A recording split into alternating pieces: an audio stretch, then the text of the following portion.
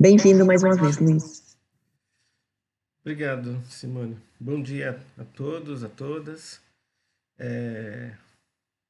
Privilégio, um prazer estar aqui para refletir um pouco sobre os ensinamentos de Jesus. O tema da aula de hoje é Desenvolvimento das Pregações, aula de número 30. E eu gosto muito dessa aula porque ela nos faz relembrar quais características que nós precisamos trabalhar para sermos verdadeiros discípulos de Jesus. Eu preparei aqui um conjunto de slides que eu vou utilizar como referência. E acho que todos estão vendo, né? Carregando ainda, Luiz. Por enquanto, agora sim. Tá, legal.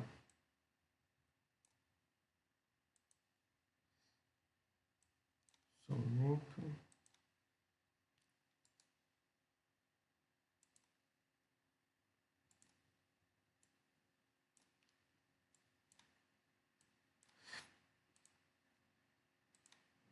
Bem, na última aula que eu dei, vocês praticamente não perguntaram nada. Então, de novo, ressaltando, se vocês quiserem comentar alguma coisa sobre o que eu estou falando, sobre o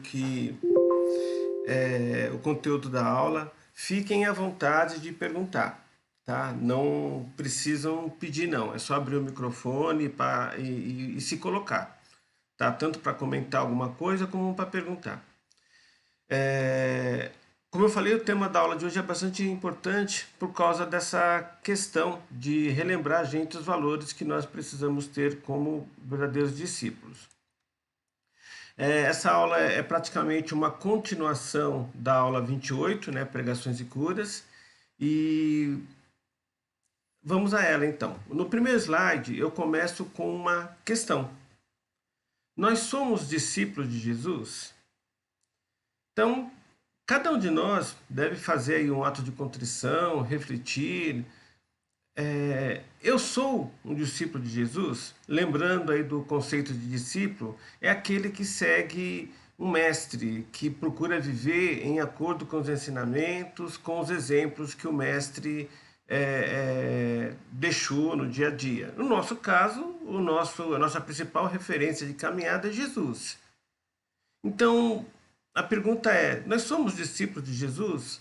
Nós procuramos viver o nosso dia a dia em acordo com seus exemplos, em acordo com os seus ensinamentos? Essa é uma pergunta que cada um de nós deve se fazer de maneira individual e, se possível, fazer isso diariamente. Eu estou sendo um discípulo de Jesus? Eu estou fazendo o que preciso fazer? Bem, para ajudar vocês a responder essa questão, eu vou contextualizar com eventos, né, da missão de Jesus quando aqui esteve, porque assim fica de repente um pouco mais fácil da gente responder esse questionamento se somos realmente discípulos. Vamos começar com as hostilidades do Sinédrio. O Sinédrio era uma casa, uma assembleia de juízes judeus. Ele começou a funcionar mais ou menos no ano 130 antes de Jesus nascer e era composto, né, por anciãos. Era uma tradição hebraica, depois virou judaica, de dos mais antigos da tribo, decidirem sobre questões familiares, questões políticas, religiosas. No século I, no século II antes de Jesus nascer, fundou-se então esse tribunal, esse sinédrio. E aí você tinha o grande sinédrio e o pequeno sinédrio. O pequeno sinédrio podia ser estabelecido em qualquer cidade menor, com 23 juízes. E o grande sinédrio ficava em Jerusalém, que era a cidade santa para os judeus, composto de 71 membros, né? 70 anciões, lembrando aí os conselheiros de Moisés no deserto, 70 anciões, e mais um príncipe, um sumo sacerdote, 71 membros, que decidiam então sobre vida religiosa, política, familiar, criminal dos judeus. Então, a ideia funcionava mais ou menos assim: questões locais eram discutidas pelos sinédrios locais, composto de 23 membros, como eu falei. Questões que envolvessem a sociedade judaica já eram definidas pelo sinédrio que ficava em Jerusalém, pelo sinédrio maior. Existiam alguns casos, né, onde se passava pelas duas instâncias. Né? Passava-se primeiro pela instância local do sinédrio e depois, se houvesse necessidade, tinha então o aval do sinédrio maior. Ou seja, o sinédrio na época de Jesus era um STF, fazendo uma analogia com os nossos tempos. E eles decidiam sobre tudo. E eles tinham um poder muito grande, né, de estabelecer normas de vida para os judeus. Eles só não podiam estabelecer penas de morte sem autorização dos romanos, mas do resto eles podiam estabelecer qualquer coisa. A escolha, né, dos membros desse sinédrio era uma escolha meio que por indicação, meio que política. Então, normalmente faziam parte dos sinédrios grandes, né, comerciantes, saduceus, homens de grande conhecimento, tidos como sábios, né? Então aí também nós tínhamos fariseus, saduceus e tínhamos sacerdotes, né? Homens descendentes da tribo de Levi que, como sacerdotes, trabalhavam, prestavam serviço para a religião judaica e que também eram pinçados para fazer parte desse sinédrio. E, como eu falei, eles comandavam tudo, tinham um grande poder. Bem, por que eles perseguiam Jesus?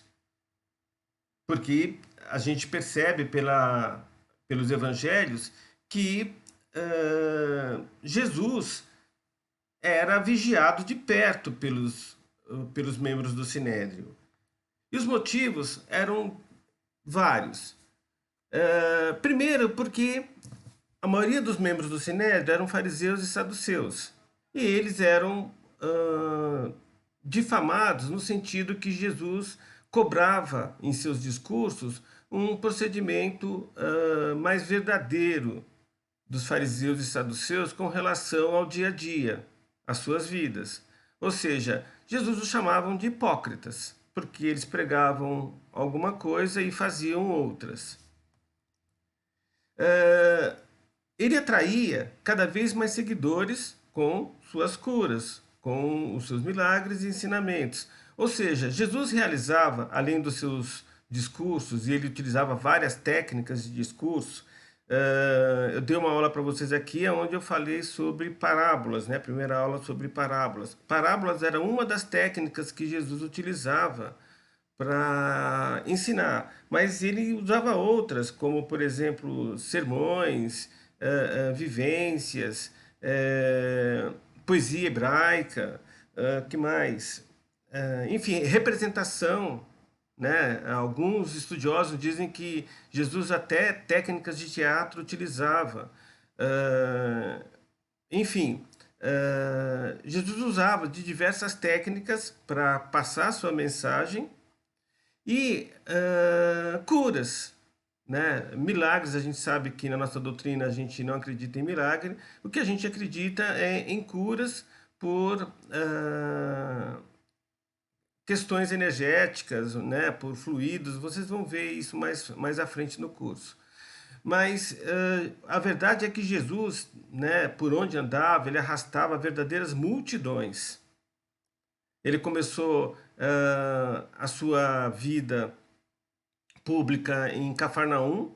Cafarnaum era uma cidade cosmopolita, era uma cidade pequena, acredita-se hoje que tinha no máximo 1.500 pessoas, ou seja, para os tempos de hoje era uma vila, mas era uma cidade na época, era um centro comercial, inclusive fazia parte, né, da Estrada Mares, que era uma estrada que ligava o Egito até Damasco, na Síria. Então, essa estrada era uma cidade calçada pelos romanos para facilitar o deslocamento de tropas, mensageiros, etc. Era uma estrada pavimentada que percorria o litoral palestino, né, de Israel hoje, e mais ou menos próximo ao Lago da Galileia, ele se adentrava ao continente e passava por Cafarnaum. E de Cafarnaum continuava em direção à Síria, Damasco. E então era um local importante, tanto é que tinha uma centúria que os romanos deixaram ali, ou seja, uma tropa com 100 soldados. Ah, tinha uma alfândega, eram cobrados impostos ali. Então era uma cidade que você tinha um trânsito muito grande de pessoas, né? Residentes até eram poucos, mas um trânsito muito grande de viajantes que vinha do Egito, até de Roma, em direção ao Oriente Médio, Turquia, Síria.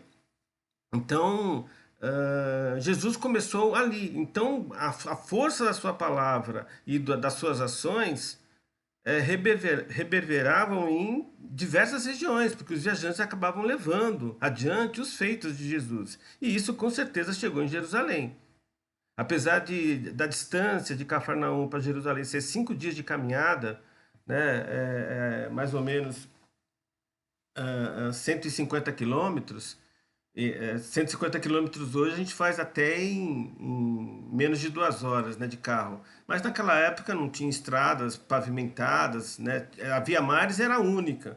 As outras eram estradas, trilhas, né? Passavam pelo deserto, montanhas, leitos de rios, enfim. Então eram 5 dias de caminhada, caminhando aí 8 horas por dia, e isso para homens. Então era distante. Mas a informação chegava em Jerusalém. E lá ficava o Sinédrio Maior. Então, com esse acúmulo, né, de seguidores de Jesus, isso preocupava o Sinédrio, porque, né, com a difamação e com o acúmulo de membros, eles tinham preocupação muito grande com revoltas, porque os judeus que faziam parte do Sinédrio, ele tinha um status social que os romanos permitiam ter, justamente para que eles pudessem controlar o resto do povo judeu, para justamente não haver revoltas, rebeliões. E eles tinham medo que Jesus pudesse provocar isso mais à frente. Porque naquela época que Jesus viveu, existiam muitos judeus que se proclamavam profetas, que se proclamavam Messias, muitos, antes de Jesus e depois de Jesus. Tanto é que a Jerusalém foi destruída, né? O templo e a cidade, boa parte da cidade foi destruída, queimada, justamente numa dessas revoltas, mais ou menos no ano 70, ou seja, mais ou menos 40 anos após a crucificação de Jesus. Então, eles tinham muito medo disso. Dava uma nova interpretação para a Torá. Na verdade, a Torá começou a ser confeccionada por volta do século 6 antes de Jesus nascer, né? Mais ou menos 600 anos antes de Jesus nascer. E ela foi montada por Esdras, pegando textos, né? Lembrando que os livros na época eram em rolos, textos de escrituras antigas hebraicas, livro do Reis, por exemplo, Êxodo, Gênesis, e montou a Torá. A Torá, na verdade, é o Pentateuco que é atribuído a Moisés. Sabe-se hoje que Moisés não fez os 5 livros, né? Talvez parte dos livros, mas é o Pentateuco mosaico, né? O livro de Gênesis, Êxodo, Número, Deuteronômio e Levítico, e mais alguns livros para compor a Torá, ele pegou, né, da tradição hebraica, como os livros dos reis, como livros de poemas, a sabedoria de Salomão, enfim, e montou a Torá. E a partir, né, da Torá, né, estabeleceu-se a religião judaica. Porque até então os hebreus veneravam Yahvé, mas não existia uma religião formalizada, um culto formalizado. Com o advento da Torá, né, houve aí uma definição de como as coisas funcionariam de maneira religiosa. E Jesus lia esses textos e interpretava, né, de uma maneira diferente do que era interpretado pelos sacerdotes, pelos sábios, fariseus da época. Ele tinha uma mensagem muito forte de fraternidade e de amor.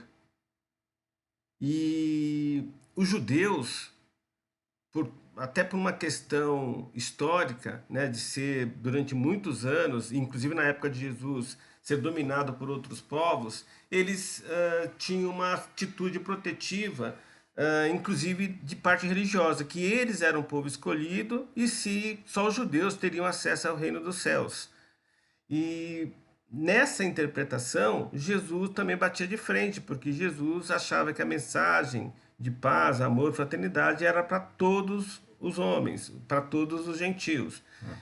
Enfim, ele dava várias outras interpretações para a Torá. E isso confrontava então com os ensinamentos, né, que eram ministrados nas sinagogas e que era afirmada, né, pelos membros do Sinédrio. O fato interessante é que é questionado muito hoje se Jesus não foi de fato um rabi. Porque como ele era chamado de rabi, e quem recebia esse título de rabi é quem fez uma escola farisaica, e como ele, em duas passagens na Bíblia, ele entra, né, na sinagoga, sobe até o púlpito e lê a Torá e interpreta a Torá, acredita-se muito hoje, muitos estudiosos hoje, que Jesus foi um rabi, que ele estudou numa escola farisaica.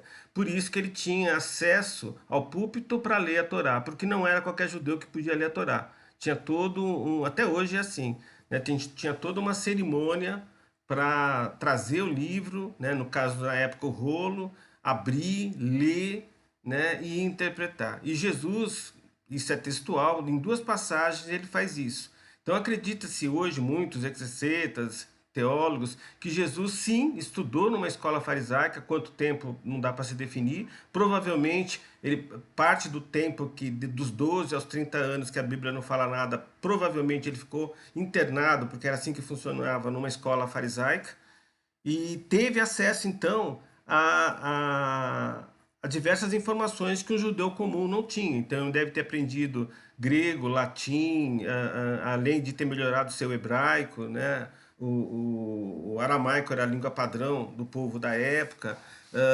Deve ter aprendido história, política, astronomia, filosofia, enfim, todo o conhecimento da época, porque é isso que era ensinado numa escola farisaica.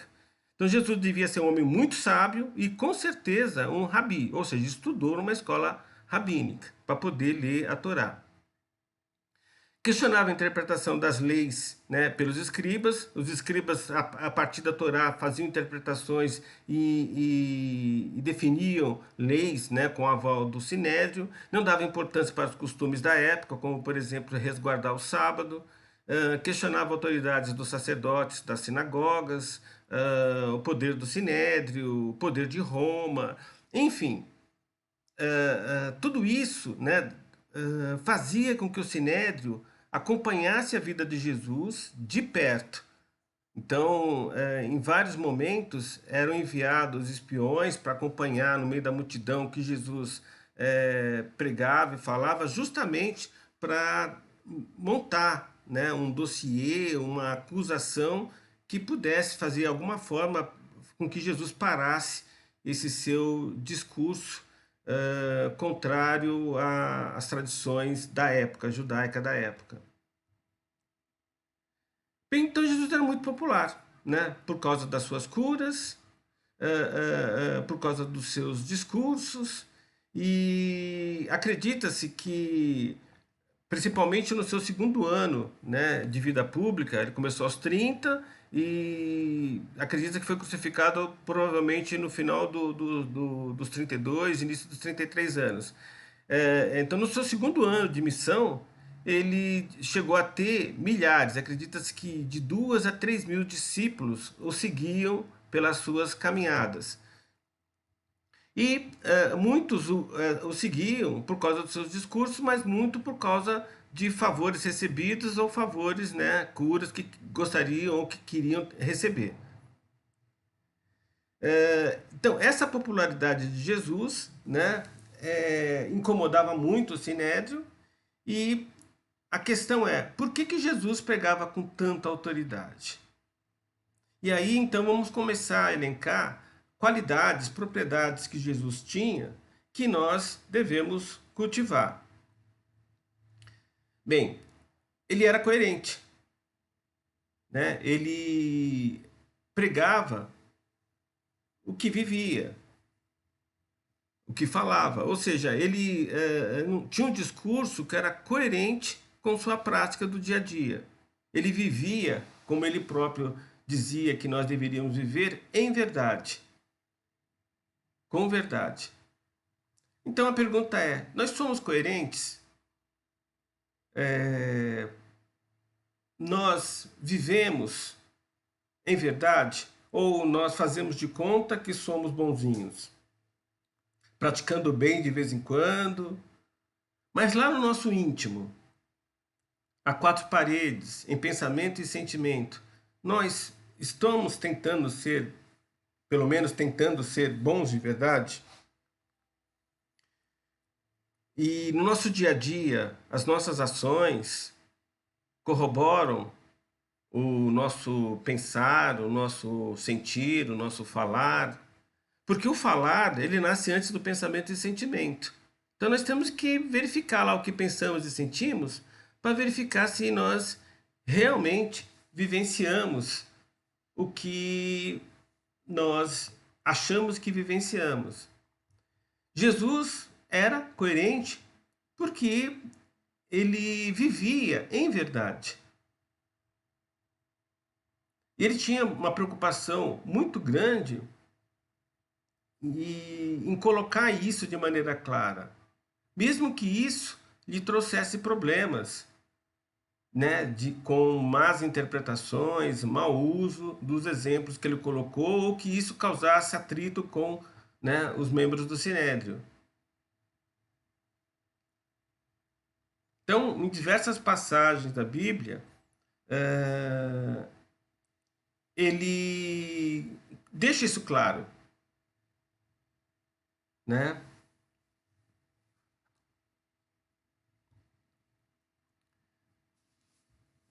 Então a doutrina que Jesus pregava enraivecia o clero judaico, o sinédrio, os sacerdotes, é, também por isso, porque ele apregoava que para conexão com o Pai, com o Criador, não era necessário que houvesse intermediários.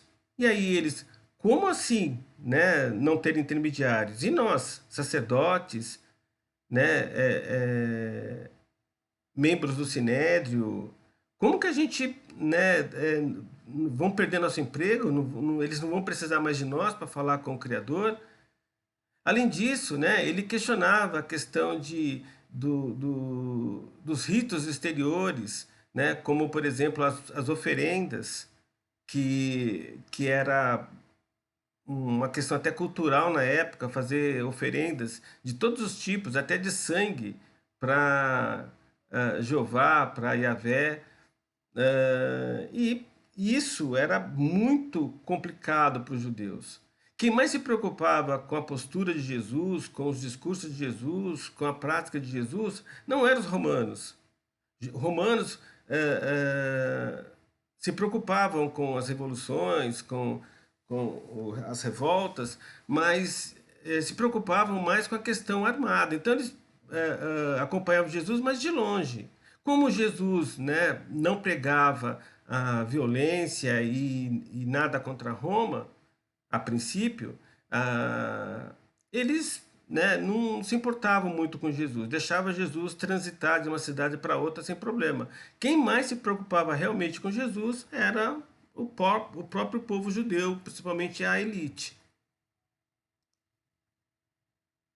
E Jesus pregava, então, durante toda a sua missão, a fraternidade, a igualdade, a liberdade, a prática do amor. E para o judeu, principalmente o da elite, isso não era razoável, né?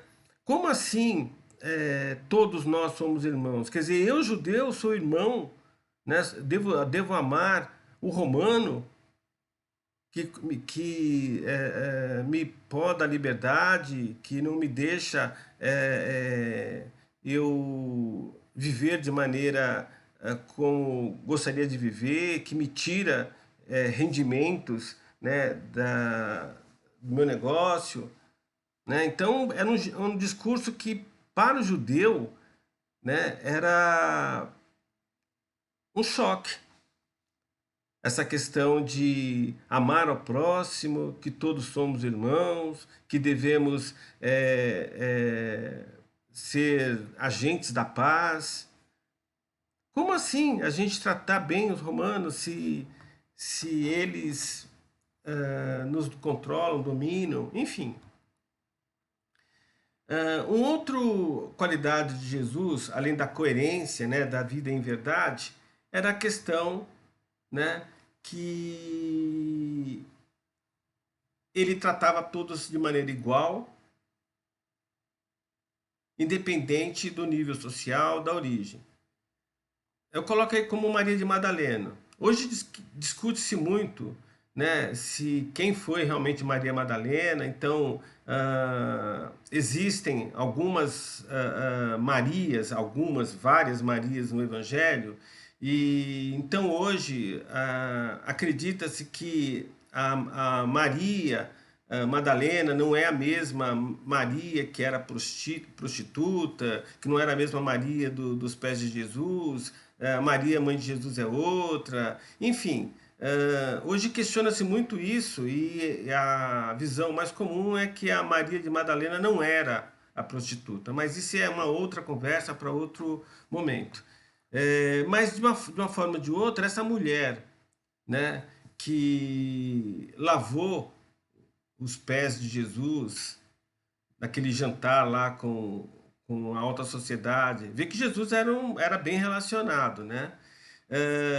Ou seja, ele transitava muito bem, ele tinha um discurso muito forte é, é, com a alta sociedade, né? Então ele conhecia, por exemplo, Lázaro, que ele até ressuscitou Lázaro, que era um grande fazendeiro, grande dono de terras, proprietário de terras da região de Jerusalém, lá na Judéia.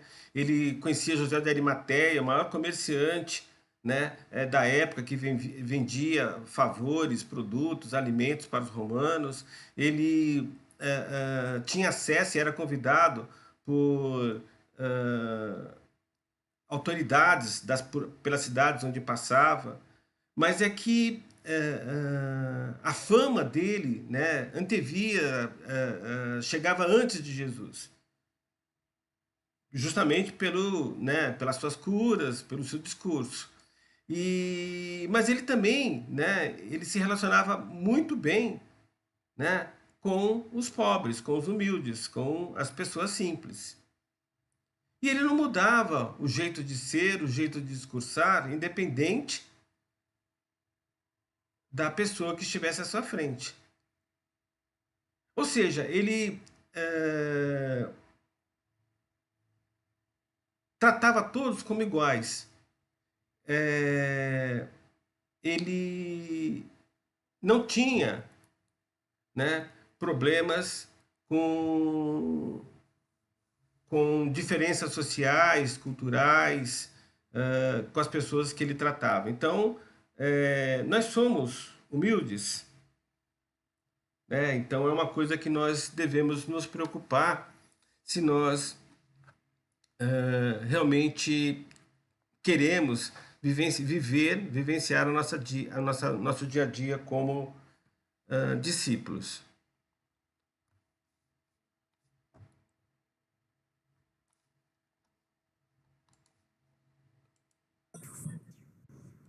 Alguém quer perguntar alguma coisa, comentar alguma coisa? Fica à vontade, gente. Bem, eu vou tocar aqui.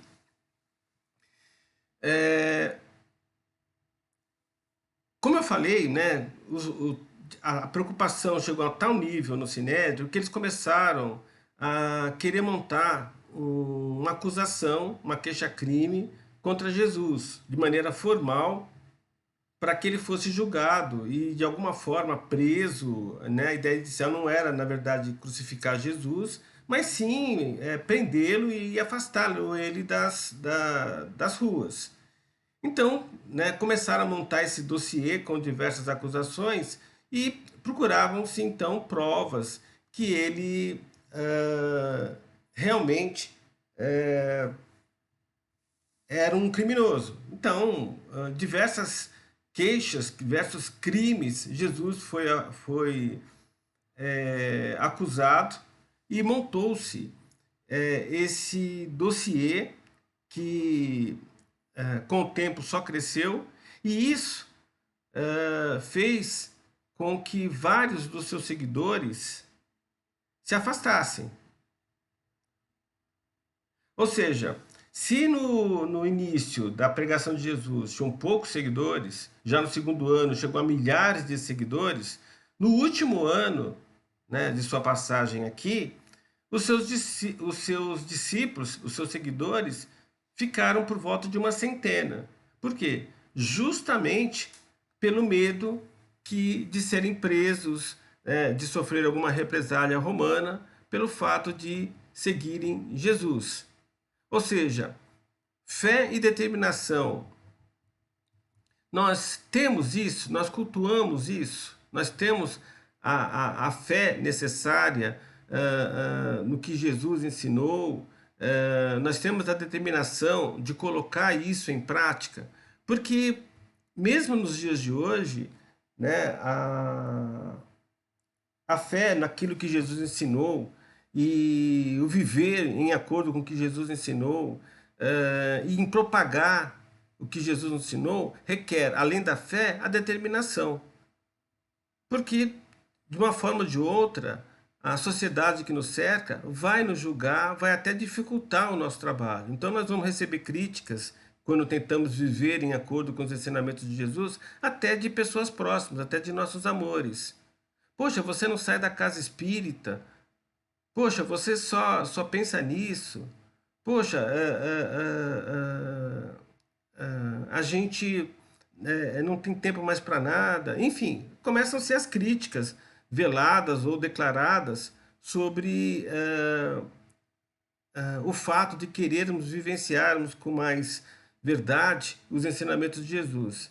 E quando a gente expande isso para a nossa vida social, aí complica mais ainda, porque começa a termos problemas de trabalho, de relacionamento com amigos, vizinhos, enfim. Então requer sim, além da fé, a determinação em viver como isso. Ou seja, não tem um preço fácil. Nós precisamos ser coerentes, precisamos ser humildes e precisamos ter fé e determinação.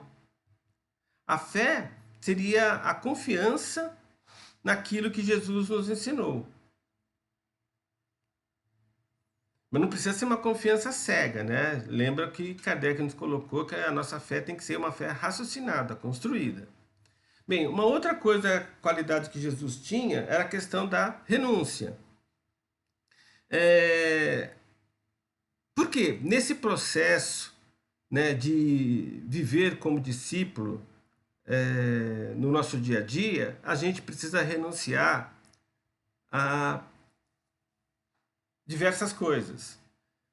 E nós, né, queremos, né, termos a capacidade de realizarmos prodígios, de fazer psicografia, até de praticar curas, ser um bom expositor, ser um bom médium.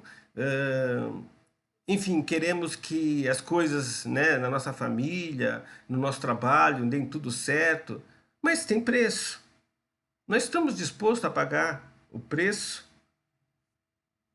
Porque nós vamos ter que renunciar, né, há muita coisa que nos dá prazer, como, por exemplo, fazer corujão, né? Ver seriado da Netflix até não mais poder, como, por exemplo, dormir até mais tarde, né? Sempre, às vezes até viajar. Não que a gente não possa fazer isso, mas a gente vai ter menos tempo, se a gente realmente quiser vivenciar, nos refinar em espírito, servir ao próximo. O tempo é igual para todos. Aquela desculpa, eu não tenho tempo, não pega muito, porque é questão de prioridade. É mais fácil, de vez de dizer que não tem tempo, que não prioriza. O tempo é igual para todos, porque para alguns é possível, né, fazer algo pelo próximo e para outros não. A questão financeira, nem sempre. Porque às vezes, para ajudar o próximo, não precisa despender discursos financeiros necessariamente. Existem diferentes formas de fazer caridade, de praticar o amor. Reforma íntima requer tempo, né? Você precisa fazer atos de contrição, preencher caderno de temas, preencher caderneta, fazer caravana. Tem que ter tempo. E o tempo é a gente que vai priorizar, que é igual para todos. Então, renúncia. Nós estamos dispostos e nós fazemos renúncias para expandir nossa consciência, fazer nossa reforma íntima, trabalhar para o próximo, amar ao próximo, né? Caridade é isso, amor na prática. Fraternidade. As únicas ligações verdadeiras, permanentes, são as que ligam com as almas entre si e não com os corpos físicos. Na verdade, né, todos nós somos irmãos, que somos filhos do mesmo Pai, somos espírito em evolução. E isso, né, tem tudo a ver com a lei maior que Jesus nos trouxe do Pai. Né? Amar a Deus sobre todas as coisas, mas amar ao próximo como a nós mesmos. E Jesus, né, nos trouxe, né, que nós precisamos amar ao próximo. Nós não precisamos gostar do que ele pensa, do que ele sente, do que ele faz. E como os gregos tinham esse conceito, gostar não é a mesma coisa que amar. Gostar é amor menor. O amor que exige reciprocidade. Eu só gosto de quem gosta de mim. Eu só gosto daquele que me dá algo que eu gosto. Já o que Jesus pediu, né, o amor maior, o amor incondicional. Eu amo independente de qualquer coisa. É o amor de mãe para o filho, por exemplo. Que ama o filho independente do que ele pensa, sente ou faz. E esse irmão, né, não está só no laço sanguíneo. Está em tudo que nos cerca, porque tudo é manifestação do Criador. O amor incondicional é esse, é o amor sem condições. Eu amo tanto aquela pessoa que eu quero que ela seja feliz, mesmo que ela não queira ficar comigo. É difícil, mas esse amor que Jesus pregava, o amor fraterno, o amor de irmão. Então aí vem, eu repito a pergunta: nós somos discípulos de Jesus de verdade? Nós procuramos viver de maneira determinada, de maneira fraterna, com fé, com amor. Nós somos coerentes, nós vivenciamos o, o nosso mestre. Ser discípulo de Jesus, ser cristão, é isso. É viver o nosso dia a dia, seus exemplos, seus ensinamentos. Na verdade, cristão é um título, né?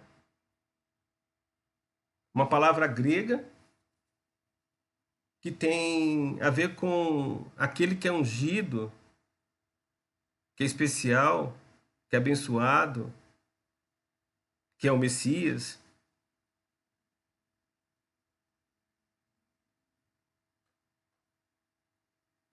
Cristão é um título que Marcos sugeriu, na época de Paulo, para todo aquele que seguisse Jesus. Então, se nós queremos honrar esse título de cristão, ou seja, aquele que segue Jesus, nós temos que vivenciar no nosso dia a dia os seus ensinamentos, o seu modo de vida. É a nossa referência. Então, resuma nesse slide, né, as qualidades que nós devemos buscar. Sermos coerentes, né, viver o nosso dia a dia em acordo com os ensinamentos de Jesus, termos fé, acreditar na providência divina, aceitando a sua justiça, porque tudo aquilo que temos e somos é em acordo com os nossos méritos e deméritos. Ou seja, cada um de nós tem a vida que merece ter, em acordo com o que a gente pensa, faz, fala, sente. Se algo de nossa vida, seja no trabalho, seja na vida pessoal, seja no nosso relacionamento, não está ok, é porque nós estamos colhendo o que plantamos. É um efeito. Então nós precisamos identificar o que está errado e começar a plantar melhor. Porque se a gente não fizer nada, tá ruim, e a gente não faz nada, daqui a 6 meses, 1 ano, pode estar pior.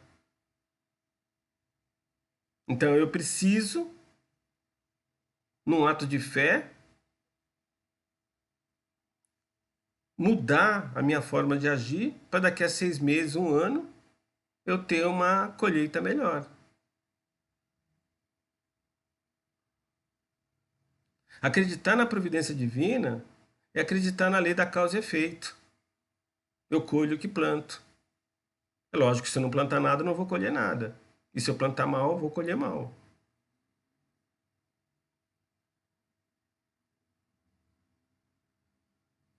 Humildade, né, tem a ver com a primeira bem-aventurança, né? Eu preciso reconhecer minhas misérias. Reconhecer que eu tenho um espírito pobre, mas saber também que o meu espírito muito rico pode ser. Então, por isso, eu preciso reconhecer minhas misérias, minhas limitações, trabalhar no meu dia a dia para me refinar em espírito, crescer em espírito, para muito rico eu ser.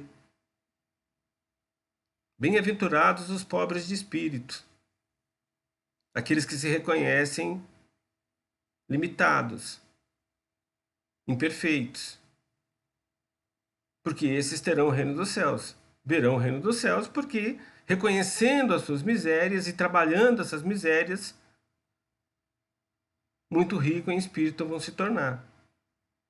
E a humildade é muito importante para isso, que nos coloca no local certo. Evita com que nós sejamos orgulhosos demais ou vaidosos demais.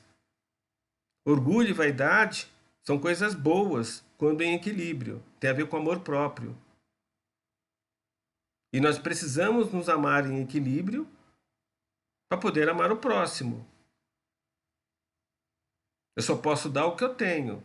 Então, para cumprir o mandamento maior do nosso Pai, amar ao próximo como a nós mesmos, nós precisamos primeiro nos amar para amar o próximo. Mas amar em equilíbrio, com orgulho e vaidade sobre equilíbrio. Porque eu me orgulhar do que tenho, do que sou, do que fiz, do que conquistei, isso é bom, é amor próprio. Agora, quando eu me orgulhar do que tenho, do que conquistei, do que sou, do que fiz, e esse orgulhar me faz me sentir melhor do que o outro, aí esse orgulho é ruim, eu estou me amando demais. Eu preciso usar humildade para equilibrar esse orgulho. A vaidade também, só que ao contrário do orgulho. É bom ter vaidade, né? Se manter limpo, asseado, cuidar do corpo, né? Dessa máquina biológica de manifestação. para eu poder me manifestar no plano material de maneira adequada, fazer uma academia. Isso é amor próprio. É ruim quando eu faço as práticas para atrair a atenção, a querência, o amor do outro. Eu vou na academia porque eu quero ficar com o meu corpo legal, porque eu quero chamar a atenção, né, das menininhas, das outras pessoas. Aí eu estou procurando no outro o amor que me falta. A vaidade ruim é contrário do orgulho ruim. O orgulho ruim eu me amo demais, que faz com que eu me sinta melhor que os outros. A vaidade ruim eu me amo de menos. Aí eu vou procurar no próximo o amor, a atenção que me falta. Aí por isso eu vou fazer academia para ficar com o corpo trincado, para ter a atenção das outras pessoas e ter o amor, o carinho que eu quero. Porque eu não me amo o suficiente. De novo, a humildade de reconhecer isso é importante. Então, a humildade é uma coisa que nós devemos buscar, inclusive está na primeira bem-aventurança. Quer dizer, precisamos ser coerentes, viver o nosso mestre, termos fé, fazendo sempre o nosso melhor, plantando bem, sermos humildes para nos amarmos em equilíbrio e assim poder amar o próximo, ter consciência que vamos ter que fazer renúncias,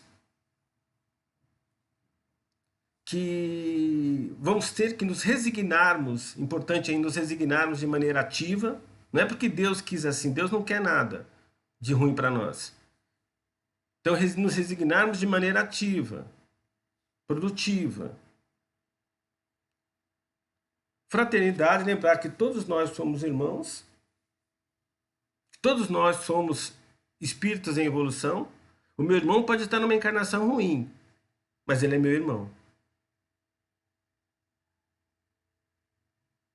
Eu posso não gostar do jeito que ele é ou do que ele fez, mas ele é meu irmão. Eu preciso amá-lo. Então, com todo o amor do mundo, eu vou retirá-lo da sociedade, vou trancafiá-lo numa prisão e vou dar todas as condições para que ele possa viver de maneira apartada da sociedade, mas dignamente, porque eu o amo. Mas como ele, pelas suas atitudes, está prejudicando a sociedade e a si próprio, eu vou então apartá-lo. Isso é amor. É praticar o perdão de maneira embutida. É difícil, mas é o que devemos buscar. Não gostar, nós temos o direito. Amar, nós não temos esse direito. Devemos amar o nosso próximo. Ser determinados a fazer o que precisamos fazer. Sermos impecáveis e implacáveis. Impecáveis em fazer o nosso melhor, implacáveis, fazer isso de maneira contínua. Fazer o que precisa ser feito. Sermos bons de verdade. E amar. Né? Nós temos aí, então, o nosso projeto de vida. Seguir o que Jesus ensinou, o que Jesus exemplificou. De novo a pergunta, somos discípulos de Jesus? Eu acredito que a melhor resposta é aquele entendimento que nos diz que todo aquele que milita no bem, que procura fazer o bem, que procura ser bom, é discípulo de Jesus. É um processo. Então, sim, nós somos, mas temos que trabalhar, né, esses valores que eu listei durante a aula. Eu vou passar depois dessa apresentação para Simone. Aí depois a Simone passa para vocês. De novo, ninguém comentou nada, né? Ninguém perguntou nada. Só foi eu falei. Luiz, eu quero comentar. Pode falar, Eu Simone. quero, Luiz. Então, eu estou pensando aqui, o que eram as leis do homem diante da grandeza moral e espiritual de Jesus?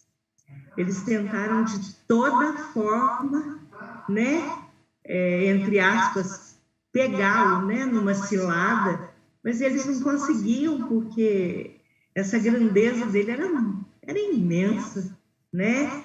E outra coisa, no nosso dia a dia, a gente vê assim, mesmo nós que estamos aqui, essa renúncia da matéria, que a vida é efêmera, ter olhos de ver, ouvidos de ouvir, para a verdadeira essência, para o verdadeiro sentido da vida. Né? Como isso ainda é difícil para a gente no dia a dia, porque aquele que ainda não despertou, ele acha que a vida que ele vive no cotidiano ali, sem sentido, acorda, levanta, come, veste, dorme, é isso. Então a gente precisa estar bem atento a isso no nosso Perfeito, dia a Cida. dia. Perfeito que você colocou. Eu só queria fazer uma colocação, é que a gente tem a tendência, nós, de acharmos que para sermos discípulos de Jesus, vivermos como Jesus, a gente precisa sofrer, a gente não pode ser feliz. Não, a gente tem que procurar ser o mais feliz que pudermos ser. A gente tem a consciência que a felicidade plena não é desse plano material. Mas nós temos sim que procurar sermos o mais feliz que pudermos ser. Não precisamos sofrer. Não precisa ser pela dor. Né? Nós temos os exemplos das outras pessoas e nós temos a nossa busca pessoal. O que nós devemos evitar, por exemplo, com relação à matéria, ao vínculo com a matéria, é sermos refém. A gente pode ter carro, que isso não é ruim. O carro nos ajuda a nos deslocar, a ganhar tempo para poder ter mais tempo ainda para estudar, para refinar o nosso espírito. Nós podemos ter uma casa, podemos ter dinheiro no banco. O que a gente tem que evitar é a ostentação, é o luxo, aquilo que é excesso para a nossa evolução. Mas nós precisamos ter dinheiro para nos manter e manter a nossa família, as pessoas que nós amamos, até para dar condição para que elas também evoluam. Agora, excesso, luxo, ostentação, aí não, aí eu tenho um carro, poxa, mas eu estou infeliz, porque eu queria ter o carro do ano, porque queria ter aquele outro carro. Isso, sim, é ruim, atrapalha a nossa evolução. Então precisamos nos apegar à matéria nesse sentido, de não sermos refém da matéria. Mesma coisa com pessoas. Nós devemos amar as pessoas de maneira incondicional, como eu coloquei. Mas nós não podemos vincular a nossa evolução, a nossa felicidade, a que uma pessoa fique conosco. Não, eu só vou ser feliz se aquela pessoa ficar comigo. Ah, eu só vou ser feliz se aquela pessoa. Agora eu vou ser infeliz porque aquela pessoa partiu. Né? Ela foi para outro plano. Aí você atrapalha a evolução da pessoa que desencarnou e atrapalha a sua evolução. Então nós temos que sim manter o desapego com relação à matéria e a pessoas.